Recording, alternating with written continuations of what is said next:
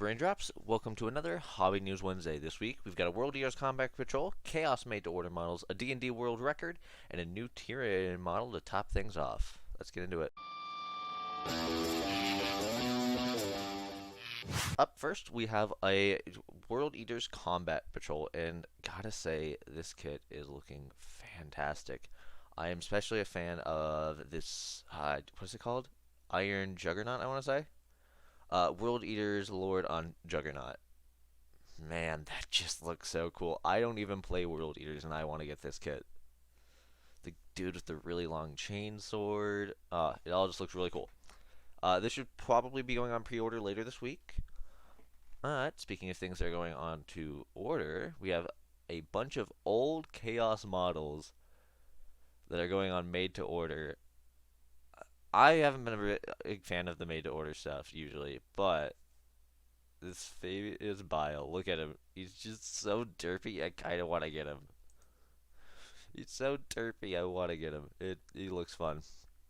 There's also a bit more of a breakdown of what's all going down at Warhammer Fest. First off, on Saturday at 9 a.m. we will have the previews for Warhammer 40k.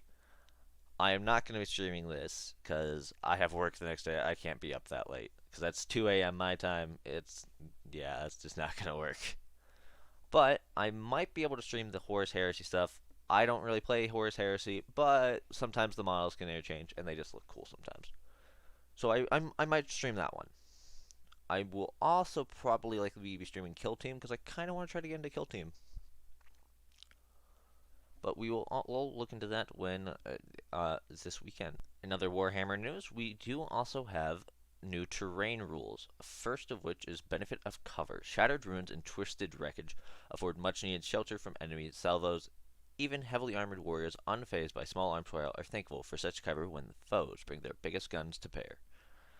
So basically, each time a ranged attack is allocated to a model that has the benefit of cover, add 1 to the saving throw for that attack, excluding invulnerable saving throws. Models with the saving characteristic of 3+ or better cannot have the benefit of cover against attacks with an armor penetration characteristic of 0. As there's also craters that, they go into more in depth with all of them. Craters and rubble. Each time a ranged attack is allocated to an infantry model that is wholly on top of this terrain feature, that model has the benefit of cover against that attack. All sorts of terrain are classified as barricades, including fuel pipes now. In the charge phase, if an enemy unit is within 1 of this terrain feature, a charging unit on the opposite side of this terrain feature can still make a charge move against that enemy unit, provided it ends that charge move as close as possible to the terrain feature and within 2 inches of that enemy unit. In the fight phase, units are eligible to fight and models can make attacks.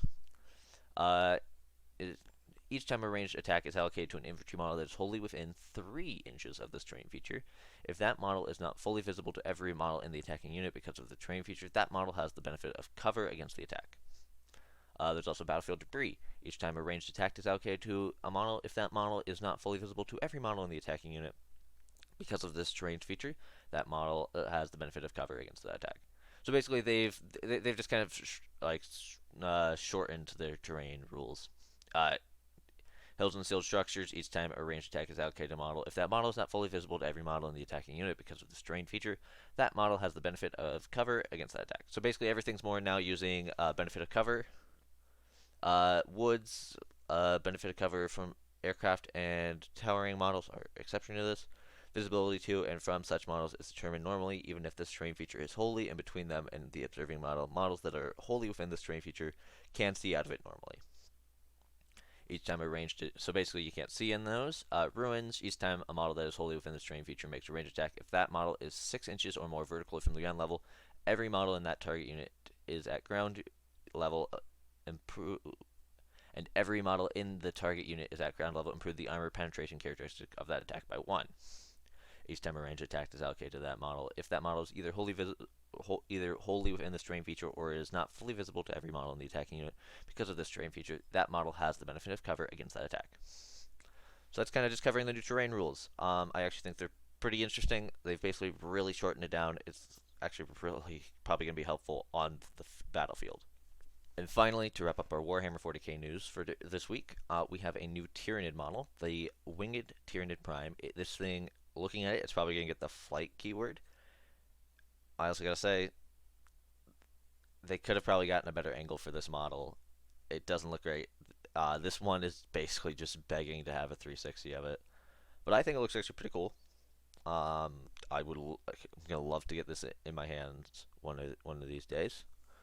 But that wraps up our Warhammer 40k news. So last week I did promise some D&D news, and we did in fact have some. Right here in Utah, a store called We Geek Together hosted what is now recognized by the Guinness World Records.